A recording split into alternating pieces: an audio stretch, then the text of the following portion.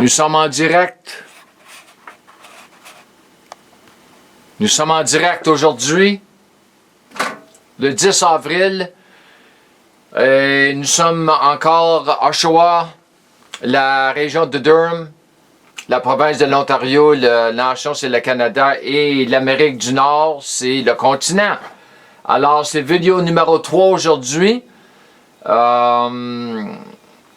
Concernant les clés, les versets clés de la Bible. Alors, on fait aussi des enseignements pour notre YouTube channel. Et alors, on commence avec Hébreux 11.6 aujourd'hui. Hébreux 11.6. Or, sans la foi, il est impossible d'être agréable à Dieu. Très sérieux. Car il faut que celui qui s'approche de lui croit que Dieu existe, c'est pas une bonne traduction, mais je vais vous montrer la bonne traduction, et qu'il récompense ceux qui le cherchent. Alors, je vais le lire de la Bible amplifiée avec le grec, et la manière que le Seigneur me l'a fait voir X années passées. Mais sans la foi, il est impossible de plaire à Dieu et de lui donner satisfaction. Car quiconque veut s'approcher de Dieu doit nécessairement croire que Dieu est celui qu'il dit il est. Ça change les choses. Et qu'il récompense ceux qui le recherchent sincèrement et diligemment. Alors, le mot récompense, c'est rémunérer. Alors, je vais enlever cela ici, là. Il est le rémunérateur. Il récompense. C'est la même chose. Alors, remarque, ma première remarque, c'est chaque jour, nous nous rapprochons des jugements, certainement. Qu'il s'agisse du jugement du grand trône blanc pour les pécheurs ou du tribunal du Christ pour les saints. Chaque jour, je m'attends, je me prépare pour ce grand jour, ce grand événement. Une autre remarque, bien sûr, le verset que je viens de lire est en contexte avec le dernier que nous avons examiné, qui était verset 3. Ce qui nous donne une bonne indication de la raison pour laquelle la foi plaît à Dieu, ce que nous examinerons aujourd'hui. Pourquoi? Pourquoi la foi plaît à Dieu? Il l'a cherché, recherché.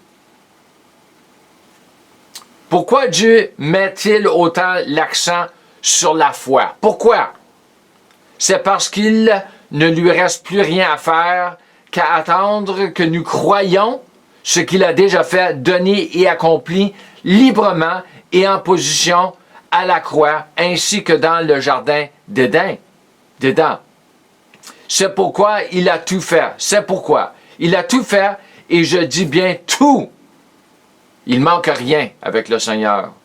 La Bible, en particulier le Nouveau Testament, met beaucoup l'accent sur le besoin de la foi. C'est partout, de Matthieu à l'Apocalypse, mais celle-ci se démarque vraiment des autres en ce qui concerne le besoin de la foi dans le contexte de rechercher Dieu.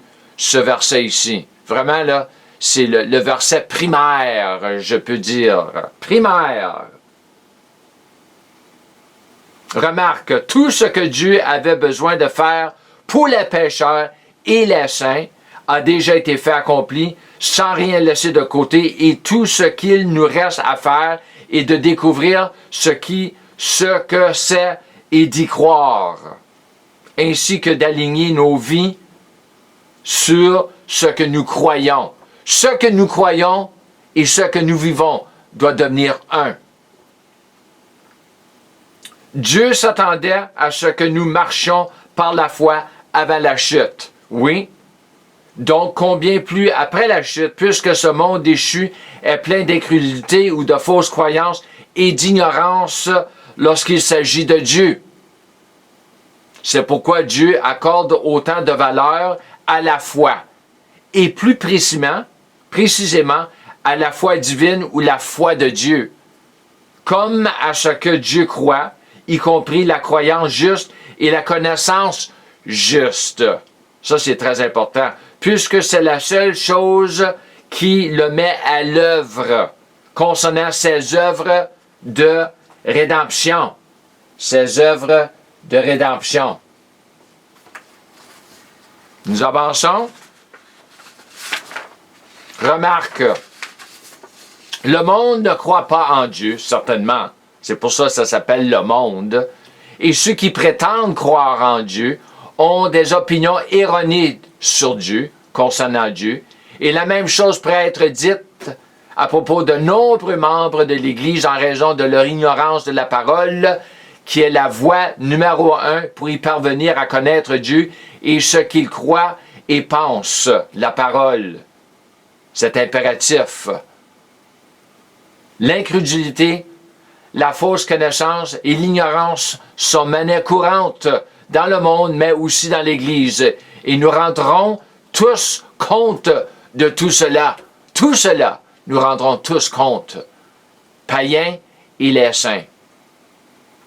C'est la parole qui va nous juger. Jésus a la parole, mais la parole elle-même va nous juger, la parole écrite. Ce verset, Hébreux 11:6, nous dit que Dieu récompense ceux qui le recherchent, mais qu'il faut de la foi pour chercher Dieu, certainement. J'oserais donc dire qu'il récompense la foi ou qu'il récompense ceux qui marchent par la foi. Il nous dit que la foi plaît à Dieu, puisqu'il dit spécifiquement que sans la foi, nous ne pouvons pas lui plaire. Pourquoi Dieu récompense-t-il la foi? Mais lisez le chapitre sur la grande foi, chapitre 11, et vous découvrirez bientôt pourquoi, en plus de lire tout ce que la parole a à dire sur la foi, surtout dans le Nouveau Testament. Vous devez faire une étude approfondie de ce que le Nouveau Testament a à dire sur la foi, ainsi que d'assimiler ces versets. C'est bon d'étudier la parole, que ce soit sur le sujet de la foi, la grâce, la guérison, tout cela, mais il faut implanter les versets dans notre cœur. Dieu récompense la foi puisque seule la foi le met à l'œuvre et parce que nous sommes entourés d'incrédulité et de croyances erronées, même dans sa propre Église. Il récompense ceux qui marchent par la foi parce qu'il n'y a pas beaucoup de gens qui marchent par la foi, mais qui marchent par la vue. Et il récompense ceux qui le cherchent ou recherchent, car il n'y en a pas beaucoup qui le recherchent. C'est évident. C'était très vrai dans l'Ancien Testament jusqu'à aujourd'hui. Les choses n'ont pas changé beaucoup. Beaucoup ne croient pas en Dieu, mais aussi nombreux sont ceux qui ne croient pas ce que Dieu dit de lui-même. Ça, c'est très important. Nous avons beaucoup trop de personnes dans l'Église qui ne croient pas ce que Dieu dit de lui-même ou ce qu'il dit à leur sujet. C'est pour ça que nous avons besoin d'une réformation. Tout ce que je viens de dire à propos de la foi et de la récompense de Dieu se retrouve également dans Matthieu 6, 24 à 34. Notamment les versets 30 à 33. Rechercher Dieu c'est chercher son royaume et son règne. Et il nous dit que si nous le cherchons, d'abord, et non les choses dont nous avons besoin, il veillera à ce que chacun de nos besoins soit satisfaits ainsi que le royaume. Et c'est pourquoi je dis que l'enseignement sur la dîme, la semence de l'argent et tout cela, ces enseignements de prospérité, amènent le peuple de Dieu à chercher à gagner plus d'argent au lieu de son royaume, car on leur dit s'ils donnent de grandes sommes d'argent, ils récolteront de plus grandes quantités d'argent basées sur une mauvaise compréhension de Luc 6, 38. Ce genre d'enseignement est fondamentalement anti-royaume, vous obligeant à servir Mammon et non Dieu, en passant plus de temps au travail qu'à chercher Dieu, puisque vous voulez que votre dîme et vos offrandes, ainsi que votre semence soient aussi grosses que possible pour une grande récolte. C'est ça qu'ils enseignent, les prédicateurs de la prospérité. Je crois dans la prospérité. Ceux qui me connaissent, ils savent que je crois dans la prospérité, mais pas selon ce message. C'est un faux message. En fait, vous travaillez pour votre provision. C'est comme travailler pour votre salut avec de bonnes œuvres. Et pourtant, il a déjà fait tout cela pour vous dans le jardin ainsi qu'à la croix. 2 Corinthiens 8, 9.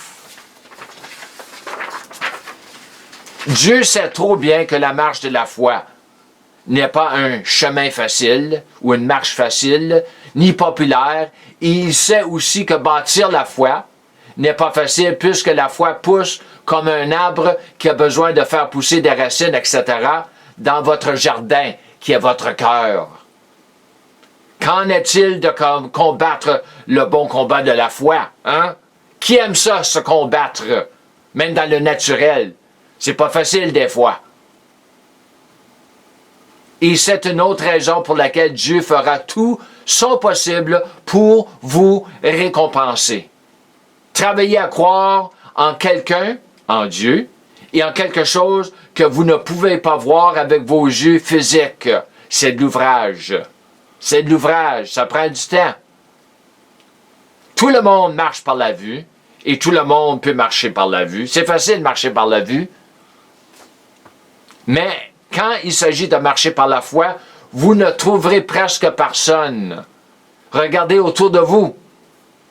Nous sommes tous nés en marchant à vue, par la vue, et cette marche s'est renforcée dès que nous avons commencé à aller à l'école.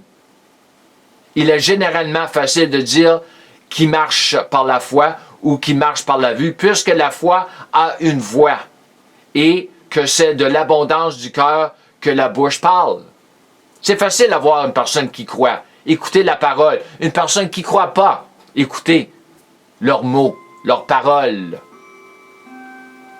Je dois prendre note de ce que Dieu a dû faire pour que je le recherche diligemment en supprimant au début de ma marche avec lui toutes les distractions telles que les sports, la musique, beaucoup de choses comme ça, afin que je puisse me concentrer sur une chose ou une personne qui était lui et mon appel. Au début, je ne savais pas que c'était vrai, ce qui a été quelque peu douloureux, mais plus tard, j'ai réalisé ce qu'il avait fait et faisait et surtout pourquoi il faisait ce qu'il faisait en se débarrassant de toutes ces distractions. Pas de sport, pas de musique, pas d'amis, même pas de femmes, sauf Dieu et lui seul. Beaucoup trop de chrétiens ne voient pas l'intérêt de le chercher par-dessus tout parce qu'ils ont tellement de choses à faire et veulent faire. Ils ont des projets, ils ont des ambitions, ils ont des rêves. Mais si ça ne vient pas de Dieu, ça ne portera pas de fruits pour le royaume. Et ils ne savent pas comment s'y prendre. C'est une évidence car de nombreux athlètes et musiciens sacrifient beaucoup au début de leur carrière pour tenter de devenir célèbres et aussi pour devenir bons. C'est pas toujours pour devenir un célèbre, c'est pour devenir bon. Ils veulent devenir bons comme athlète. Ils veulent devenir bons. Il n'y a rien de mal avec ça. Dieu ne s'attendra pas à ce que vous passiez la plupart de votre temps à le chercher sans vous récompenser. Je le cherchais par pur désespoir des années passées, mais je ne m'attendais pas à ce qu'il me récompense puisque je ne savais pas que ce verset existait, le verset que nous regardons aujourd'hui, au début. Mais il a commencé à me montrer certaines choses qui ont vraiment augmenté mon appétit et mon entêtement à le rechercher davantage par-dessus tout. C'est ma vie avec ma marche avec le Seigneur. Dernière remarque, je suis très têtu lorsqu'il s'agit des 5 clés. Les 5 clés. Jeûner, le jeûne, je suis sur un jeûne de 40 jours encore, j'en fais 3 par année. Prier en langue chaque jour, des heures de temps. méditer la parole, assimiler la parole et étudier la parole. Alors, je vous remercie. Je vous remercie pour votre temps et j'encourage toujours de marcher dans la plénitude de votre filiation en apprenant de marcher dans la plénitude de la grâce de Dieu et de la foi de Dieu, car c'est la foi qui donne accès à la grâce de Dieu. C'est comme ça qu'on reçoit de la grâce, par la foi. Shalom et Amen.